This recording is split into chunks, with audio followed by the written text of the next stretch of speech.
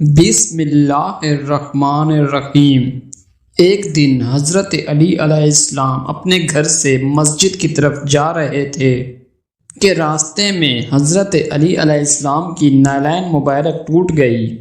جب حضرت علی علیہ السلام نے اپنی نالین کو اٹھا کر اس کو سی کر دوبارہ پہننا چاہا تو اتنی دیر میں حضرت علی علیہ السلام کا سچا عاشق جناب حضرت میثم تمار رضی اللہ تعالی عنہ آپ کے قریب آئے اور وہ آپ علیہ السلام سے اجازت طلب کرنے لگے کہ یا علی، مجھے اجازت دیجیے کہ آج میں آپ کی نالین کو اٹھا کر اس کو سیوں۔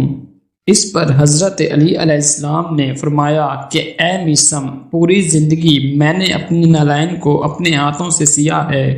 اے میثم، آج بھی یہ کام مجھے خود ہی کرنے دو۔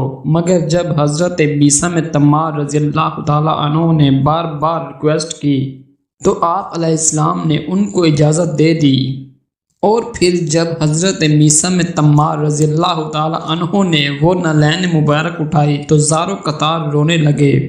امیر المومنین حضرت علی علیہ السلام نے پوچھا، اے میثم، روتے کیوں ہو؟ حضرت میثم تمار نے جواب دیا کہ یا علی، آپ امیر المومنین ہیں، آپ وقت کے خلیفہ ہیں، مگر آپ کی نالین مبارک اتنی جگہ سے ٹوٹی ہوئی ہے کہ میں پریشان ہو گیا ہوں کہ اس کو کہاں سے سیوں۔ پھر حضرت علی علیہ السلام نے جناب میثم تمار کو اپنے گلے سے لگایا اور فرمایا کہ اے میثم، یہ کام تجھ سے نہ ہوگا، اور اپنی نالین کو ہمیشہ کی طرح آج بھی میں خود ہی سیوں گا۔ سلام ہو امیر المومنین امام علی علیہ السلام پر کہ وقت کے خلیفہ ہونے کے باوجود ان کی نالین اتنی ٹوٹی ہوئی تھی۔